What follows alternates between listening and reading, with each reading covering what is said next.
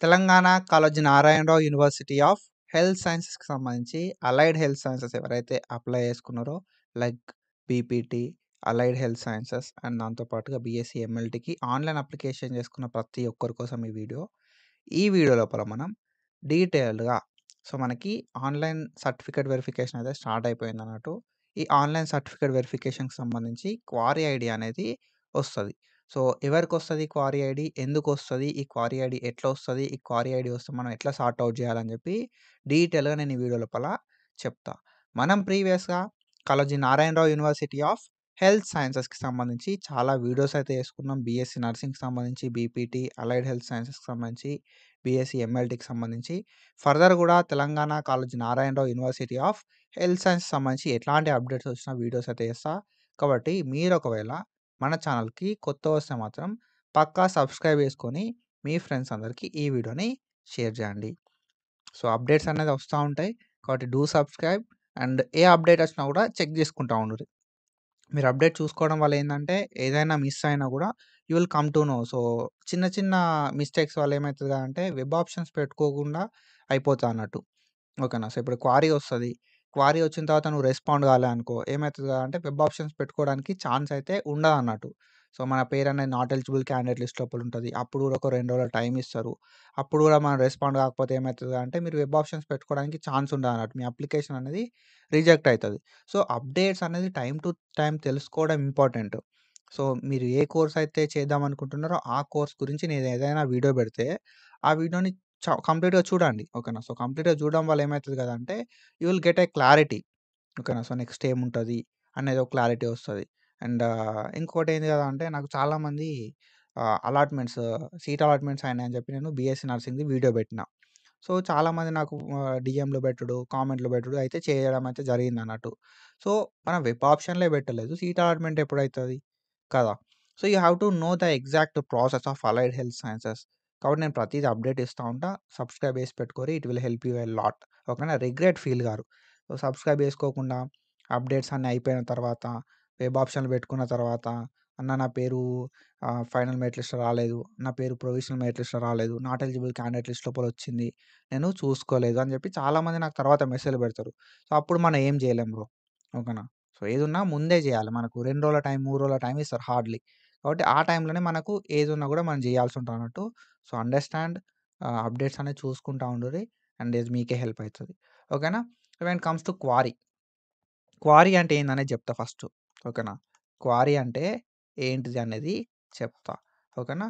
So, మనకు online లోపల certificate verification అయితది. ఆల్రెడీ నేను ప్రీవియస్ వీడియోస్ లోపల కూడా చెప్పిన. మనకి ఎవరైతే ఆన్‌లైన్ లోపల అప్లికేషన్ పెట్టుకున్నారో ఓకేనా. ఆన్‌లైన్ అప్లికేషన్ ఆర్ ఆన్‌లైన్ లోపల రిజిస్ట్రేషన్ మనోళ్ళు ఎవరైతే చేసుకున్నారో ఓకేనా. ఆన్‌లైన్ రిజిస్ట్రేషన్ చేసుకున్నప్పుడు మనం ఏం చేస్తాం? ఈమెయిల్ రిజిస్ట్రేషన్ చేసుకుంటాం. ఓకేనా. తర్వాత మొబైల్ నంబర్ అనేది రిజిస్ట్రేషన్ చేసుకుంటాం. తర్వాత ఏం చేస్తాం? మన బేసిక్ డీటెయిల్స్ అనేది ఇస్తాం. అండ్ దెన్ దాని తర్వాత ఏం చేస్తాం? సర్టిఫికేట్స్ అనేది అప్‌లోడ్ చేస్తాం. ఓకేనా. డాక్యుమెంట్స్ అనేది అప్‌లోడ్ చేస్తాం అన్నట్టు. సో, మన డాక్యుమెంట్స్ అన్నిటిని వీళ్ళు ఏం చేస్తారు అంటే వెరిఫై చేస్తారు. ఆన్‌లైన్ లోపల మన డాక్యుమెంట్స్ అన్నీ కూడా వెరిఫికేషన్ అనేది చేస్తారన్నట్టు. ఓకేనా.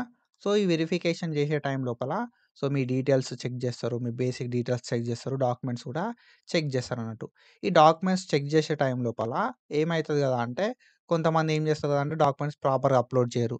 కొంతమంది ఫోన్‌లలో అప్‌లోడ్ చేస్తారు కాబట్టి డాక్యుమెంట్స్ ప్రాపర్‌గా అప్‌లోడ్ కావు. కొందరు డాక్యుమెంట్సే అప్‌లోడ్ కావసలు ఫోన్‌ల అప్‌లోడ్ చేసేటోళ్ళయి. ఓకేనా. డాక్యుమెంట్స్ అనేది ప్రాపర్‌గా అప్‌లోడ్ చేయకపోవడము, ఎస్ఎస్‌సి మెమో ఉన్న కాడ ఇంటర్ మెమో అప్‌లోడ్ చేయడం, ఇంటర్ మెమో ఉన్న కాడ ఎస్ఎస్‌సి మెమో అప్‌లోడ్ చేయడము. లేకపోతే ఎస్ఎస్‌సి మెమో అప్‌లోడ్ చేసినా కూడా బ్లర్‌డ్ అప్‌లోడ్ చేయడము. అండ్ ఇన్‌కమ్ ఏదైతే ఉందో ఇన్‌కమ్ అనేది ఏం చేస్తారు కదా అంటే ఇన్‌కమ్ అనేది ఎక్స్‌పైర్ అయినది పెట్టడము. ఈడబ్ల్యూఎస్ కూడా ఎక్స్‌పైర్ అయినది పెట్టడము. క్యాస్ట్ అనేది ప్రాపర్‌గా పెట్టకపోవడము. క్యాస్ట్ పెట్టినా బ్లర్‌డ్ ఉండడము. These things are going to be involved. ఓకేనా. సో, మనోళ్ళు అప్లికేషన్ చేసేటప్పుడు కొన్ని మిస్టేక్స్ చేస్తారు కదా! ఓకేనా. మీరు ఒకవేళ డాక్యుమెంట్స్ అప్‌లోడింగ్ లోపల ఓకేనా. డాక్యుమెంట్స్ అప్‌లోడింగ్ లోపల రాంగ్ చేసిన సిట్యుయేషన్ లోపల మనకు ఏం చేస్తారు కదా అంటే ఒక క్వారీ అనేది జనరేట్ చేస్తారు. ఓకేనా. క్వారీ అనేది జనరేట్ చేస్తారన్నట్టు. నేను ప్రీవియస్‌గా చెప్పిన I am again telling that ఏందంటే మనకు ఈ క్వారీ అనేది వస్తదన్నట్టు. డాక్యుమెంట్స్ అనేది ప్రాపర్‌గా లేకపోయినా, ఓకేనా? సో, ఇర్రిలవెంట్ ఉన్నా, సో, ఏందంటే ఇంటర్నెట్ సెంటర్ లోపల కొన్ని మిస్టేక్స్ వల్ల ఏమైతది కదా అంటే, వీళ్ళ డాక్యుమెంట్ బదులు వేరే వాళ్ళ డాక్యుమెంట్ అప్‌లోడ్ జేయడము, లేకపోతే మనం అప్‌లోడ్ చేసిన మీ క్యాస్ట్ బదులు మీ అన్న వాళ్ళ క్యాస్టో, మీ సిస్టర్ వాళ్ళ క్యాస్టో అప్‌లోడ్ జేయడము. సో, ఇర్రిలవెంట్ ఉన్నా, ప్రాపర్‌గా లేకపోయినా, లేకపోతే మన బ్రిడ్జ్ కోర్స్ మెమోస్ అనేది అప్‌లోడ్ చేయకపోయినా, ఓకేనా? సో, ఒకవేళ మీరు అప్‌లోడ్ చేయకపోయినా, ప్రాపర్‌గా లేకపోయినా, ఇర్రిలవెంట్ ఉన్నా, బ్లర్ర్డ్ ఉన్నా, ఓకేనా? బ్లర్ర్డ్ ఉన్నా, ఇన్విజిబుల్ ఉన్నా, సో, అట్లాంటి సిట్యుయేషన్ లోపల మనకేమైతది కదా అంటే, క్వారీ అనేది ఒకటి జనరేట్ చేస్తారన్నట్టు. క్వారీ ఐడీ అని చెప్పి ఒక క్వారీ అనేది జనరేట్ చేస్తారు. సో, ఈ క్వారీని ఎవరు జనరేట్ చేస్తారు? మరంటే ఆన్‌లైన్ అప్లికేషన్స్‌ని ఏం చేస్తారు కదా అంటే, ఆఫీసర్స్ వెరిఫై చేస్తారు. ఓకేనా? మన ఆన్‌లైన్ అప్లికేషన్‌ని వేరే సార్ వాళ్ళు, మేడం వాళ్ళు ఏం చేస్తారు కదా అంటే, వెరిఫికేషన్ అనేది చేస్తారన్నట్టు. ఆ వెరిఫికేషన్ టైం లోపల వాళ్ళకి ప్రాపర్‌గా లేకపోయినా, ఓకేనా? డాక్యుమెంట్ అనేది ప్రాపర్‌గా లేకపోయినా, ఇర్రిలవెంట్ అనిపించినా, బ్లర్ర్డ్ ఉన్నా, విజిబుల్ లేకపోయినా, లేకపోతే అసలు అప్‌లోడే చేయకపోయినా వాళ్ళేం చేస్తారు కదా అంటే, సో, వాళ్ళు డైరెక్ట్‌గా మీ నేమ్ అనేది నాట్ ఎలిజిబుల్ క్యాండిడేట్ లిస్ట్ లోపల ఎయ్యకుండా, వాళ్ళు మీకో ఛాన్స్ ఇస్తారన్నట్టు. ఓకే. ఈ అబ్బాయి ఏదో మిస్టేక్‌లా అప్‌లోడ్ చేసినట్టున్నాడు అని చెప్పి క్వారీ అనేది జనరేట్ చేస్తారన్నట్టు. ఓకేనా? సో, క్వారీ అనేది జనరేట్ చేస్తారు. ఈ క్వారీ లోపల ఏం చెప్తారు కదా అంటే, సో, పలానా ఈ డాక్యుమెంట్ అనేది అప్‌లోడ్ లైక్ తొందరగా అప్‌లోడ్ చేయండి అని చెప్పి చెప్తారన్నట్టు. ఓకేనా? లైక్ ఇంటర్మీడియేట్ బ్రిడ్జ్ కోర్స్‌కి సంబంధించిన మెమో కావచ్చు. ఓకేనా? అండ్ లేకపోతే మనకి ఇంటర్మీడియేట్ మెమో కావచ్చు, ఎస్ఎస్‌సి మెమో కావచ్చు, ఆధార్ కార్డ్ కావచ్చు. ఓకేనా? లేకపోతే నైన్త్ క్లాస్ సంబంధించిన బోనాఫైడ్ కావచ్చు, 10థ్ క్లాస్ సంబంధించిన బోనాఫైడ్ కావచ్చు. ఏవైతే అప్‌లోడ్ చేయాలో దానికి సంబంధించి వాళ్ళు ఏం చేస్తారు కదంటే, ఒక క్వారీ అనేది జనరేట్ చేస్తారన్నట్టు. ఓకేనా? సో, ఆ క్వారీని మనం ఏం చేయాలి? సాల్వ్ చేయాలి. సో, సాల్వ్ చేస్తే నీ పేరనేది ప్రొవిషనల్ మెరిట్ లిస్ట్ లోపల ఉంటది. ఓకేనా? నీ పేరనేది ప్రొవిషనల్ మెరిట్ లిస్ట్ లోపల ఉంటది. ఒకవేళ నువ్వు ఈ క్వారీని సాల్వ్ చేయాలనుకో సపోజ్ క్వారీని సాల్వ్ చేయకపోతే నీ నేమ్ అనేది నాట్ ఎలిజిబుల్ క్యాండిడేట్ లిస్ట్ లోపల ఉంటదన్నట్టు. ఓకేనా? క్వారీ ఏదన్నా వస్తే you have to solve that quarry. అప్పుడు మాత్రమే నీ నేము ప్రొవిషనల్ మెరిట్ లిస్ట్ లోపల ఉంటది. క్వారీ సాల్వ్ చేయలేదనుకో నీ name not eligible candidate list లోపల ఉంటదన్నట్టు. అండ్ కొన్నిసార్లు మనం రెస్పాండ్ కాకపోతే మన నేమ్ అనేది నాట్ ఎలిజిబుల్ క్యాండిడేట్ లిస్ట్ లోపలికెళ్తది. అండ్ దాంతో పాటు కొన్నిసార్లు ఏమైతదంటే, సో, అన్ని డాక్యుమెంట్స్ మనం ప్రాపర్‌గా అప్‌లోడ్ చేసినామని చెప్పి మనం అనుకుంటాం. కానీ కొన్నిసార్లు డాక్యుమెంట్స్ అప్‌లోడ్ కావు. అట్లాంటి సిట్యుయేషన్ లోపల కూడా మన నేమ్ అనేది నాట్ ఎలిజిబుల్ క్యాండిడేట్ లిస్ట్ లోపల ఉంటదన్నట్టు. కాబట్టి మనం ఏందంటే, ఈ నాట్ ఎలిజిబుల్ క్యాండిడేట్ లిస్ట్‌ని మనం చెక్ చేసుకుంటా ఉండాలి. ఓకేనా? నాట్ ఎలిజిబుల్ క్యాండిడేట్ లిస్ట్ వచ్చుడుతోటే మనం చెక్ జేసుకోవాలి. మన నేమ్ ఉందా? లేదా? అని జెప్పి. ఈ ప్రొవిషనల్ మెరిట్ లిస్ట్ వచ్చిన తర్వాత మన నేమ్ ఉందా? లేదా? అని జెప్పి చెక్ జేసుకోవాలన్నట్టు. ఓకేనా? సో, ఈ క్వారీ ఎప్పుడు జనరేట్ జేస్తారు మరి అనంటే, ఫైనల్ మెరిట్ లిస్ట్ వచ్చేలోపు. ఓకేనా? ఫైనల్ మెరిట్ లిస్ట్ వచ్చేలోపు ఎప్పుడైనా ఈ క్వారీని జనరేట్ చేయొచ్చు. ఆల్రెడీ మనకి ఆన్‌లైన్ లోపల వెరిఫికేషన్ అనేది స్టార్ట్ అయిపోయింది. ఓకేనా? ఆన్‌లైన్ లోపల వెరిఫికేషన్ అనేది ఏమైంది? స్టార్ట్ అయిపోయింది. కాబట్టి మనకు క్వారీస్ అనేది జనరేట్ అయితున్నాయి. కాబట్టే నేను ఈ వీడియో ఇప్పుడు చేస్తున్నా అన్నట్టు. ఓకేనా? సో, ఈ క్వారీని మరి ఎవరు జనరేట్ చేస్తున్నారు అనంటే, ఒక ఆఫీసరు మన డాక్యుమెంట్స్ అన్నిటిని వెరిఫై చేస్తాడు. ఆ ఆఫీసర్ ఏం చేస్తాడు కదా అంటే, ఒకవేళ డాక్యుమెంట్స్ అనేది కనబడకపోయినా, ఓకేనా, ఇర్రిలవెంట్ ఉన్నా, బ్లర్ర్డ్ ఉన్నా ఏం చేస్తారు కదా అంటే, సో, ఈ అబ్బాయి పేరు direct not eligible candidate list లోపల ఏసే బదులు ఒక లైక్ ఒక ఛాన్స్ ఇద్దామని చెప్పి క్వారీ ఐడీ అని చెప్పి ఇస్తారన్నట్టు. ఓకేనా? క్వారీ ఐడీ అని చెప్పి నీకు నార్మల్‌గా ఒక మెసేజ్ అనేది పంపుతారన్నట్టు. ఓకేనా? నార్మల్ మెసేజ్ అనేది పంపుతారు. సో, నీ క్వారీ ఐడీ ఇది అని చెప్పి పంపి, సో, నువ్వు ఈ డాక్యుమెంట్ అప్‌లోడ్ చేయాలి ఇమ్మీడియేట్‌గా అని చెప్పి పంపుతారన్నట్టు. ఎంత తొందర పాసిబుల్ అయితే అంత తొందర వాళ్ళు అడిగిన డాక్యుమెంట్‌ని అప్‌లోడ్ చెయి. ఎందుకంటే we have lots of applications. చాలా అప్లికేషన్స్ అయితే వస్తా ఉంటాయి కదా మనకి. సో, అన్ని అప్లికేషన్స్ వెరిఫై చేయడం లోపల సో, మనది పర్టిక్యులర్‌గా చేయడానికి పాసిబిలిటీ ఉండదు గదా! అవునా? కాదా? సో, వాళ్ళకున్న టైం లోపల మన ఆన్‌లైన్ వెరిఫికేషన్ అనేది చేస్తారన్నట్టు మన అప్లికేషన్‌కి సంబంధించి. కాబట్టి వాళ్ళు ఇమ్మీడియేట్‌గా పంపమంటారు కాబట్టి మనం ఈ క్వారీ వచ్చిన తర్వాత ఆ ఐడీని బేస్ చేసుకొని మనం తొందరగా ఆ డాక్యుమెంట్‌ని అప్‌లోడ్ జేయాలి. ఓకేనా? సో, ఆ డాక్యుమెంట్ అనేది ఎట్లా అప్‌లోడ్ జేయాలనేది నేను డీటెయిల్‌గా చెప్తా మీకు. నార్మల్ మెసేజ్ లోపలొస్తది. అండ్ ఇఫ్ పాసిబుల్ మెయిల్ గూడా చెక్ చేసుకుంటా ఉండుర్రి. Registered mail and registered mobile number అయితే చెక్ చేసుకుంటా ఉండుర్రి. మెసేజెస్ అనేది చూసుకుంటా ఉండుర్రి. మనం ఎంత తొందరగా రియాక్ట్ అయితే అంత మంచిగుంటదన్నట్టు. ఓకేనా? So, it is a chance. ఓకేనా. క్వారీ ఐడీ వస్తే హ్యాపీగా ఫీల్ గార్రి. సాడ్‌గా ఫీల్ అవ్వాల్సిన అవసరం లేదు. ఇదొక ఛాన్స్ అన్నట్టు మనకి. ఏందంటే direct not eligible candidate list లోపల నీ నేమ్ పెట్టే బదులు ఒక అటెంప్ట్ అనేది వాళ్ళు ఇస్తారన్నట్టు. క్వారీ ఐడీ ఇచ్చిర్రంటే నీకో ఛాన్స్ ఇచ్చిర్రు. కాబట్టి నువ్వు అప్‌లోడ్ చేసినావనుకో నీ నేమ్ అనేది నాట్ ఎలిజిబుల్ క్యాండిడేట్ లిస్ట్ లోపల ఉండది. ఓకేనా. ప్రొవిషనల్ మెరిట్ లిస్ట్ లోపల ఉంటదన్నట్టు. సో, మనకు క్వారీ లోపల ఎట్లా మెసేజ్ వస్తది అనేది నేనిప్పుడు చూపెడతా. ఓకేనా. సో, క్వారీ మెసేజ్ ఎట్లుంటదంటే ఇట్లుంటదన్నట్టు. ఓకేనా. అప్‌లోడ్ బ్రిడ్జ్ కోర్స్ అర్జెంట్ అని చెప్పి మనకొక క్వారీ ఐడీ అని చెప్పి ఒక నంబర్ ఇస్తారన్నట్టు. ఓకేనా. So, upload bridge course urgent అని చెప్పి ఒక నంబర్ ఇస్తారు. సో, ఏదైతే వాళ్ళు అప్‌లోడ్ చేయమన్నారో అది మాత్రమే అప్‌లోడ్ చేయాలి. ఇది కూడా గుర్తుపెట్టుకోర్రి. బ్రిడ్జ్ కోర్స్ అన్నారు. బ్రిడ్జ్ కోర్స్‌ని మనం అప్‌లోడ్ చేయాలి. మనకొక ఐడీ అనేది ఇచ్చిర్రన్నట్టు వీళ్ళు. ఓకేనా. అండ్ దెన్ దాని తర్వాత ఇక్కడేందంటే ఇంకొకటి. So, upload inter second year study urgent అని చెప్పి. ఓకేనా. Upload inter second year study అది కూడా అర్జెంట్‌గా అప్‌లోడ్ చెయ్యిర్రి అని చెప్పి మనకు ఇక్కడ క్వారీ ఐడీ అనేది ఇచ్చిర్రన్నట్టు. ఓకేనా. సో, మనకు ఏ డాక్యుమెంట్ అప్‌లోడ్ చేయాలనేది ఇచ్చిర్రు. అండ్ క్వారీ ఐడీ అనేది కూడా ఇయ్యడం అయితే జరిగిందన్నట్టు. సో, ఈ క్వారీ ఐడీని మనం యూజ్ చేసుకొని మన డాక్యుమెంట్‌ని ఎట్లా అప్‌లోడ్ చేయాలే అని చెప్పి నేను డీటెయిల్‌గా చెప్తా. సో, బిఫోర్ థట్ మనం అనల్జెసిక్ గైడెన్స్ అని చెప్పి ఒక గైడెన్స్ ప్రోగ్రామ్ స్టార్ట్ చేసినాం. మీ అందరికి తెలుసు. రూ. 154 మాత్రమే ఉంటది సబ్స్క్రిప్షను. ఈ రూ. 154కి మనం మంచి గైడెన్స్ అయితే ప్రొవైడ్ చేస్తాం. ఫేజ్ 1లా సీట్ రావాలంటే ఏం జేయాలి అని జెప్పి. సో, మనకి ఎక్కడెక్కడ కాలేజెస్ ఉన్నాయని జెప్పి కాలేజ్ లిస్ట్ ప్రొవైడ్ జేస్తాం. అండ్ ఎక్కడెక్కడ ఏమేమి కోర్సెస్ ఉన్నాయని జెప్పి కోర్సెస్ లిస్టు, ఏ కాలేజ్‌లో, ఏ కోర్స్‌లో ఎన్ని నంబర్ ఆఫ్ సీట్స్ ఉన్నాయని జెప్పి సీట్ స్లిప్స్ లిస్టు, అండ్ దాని తర్వాత top government college list, top private college list అని జెప్పి ప్రతీది గూడా పీడీఎఫ్ ఫార్మాట్ లోపల అవైలబుల్‌గా మన యాప్ లోపల ఉన్నాయి.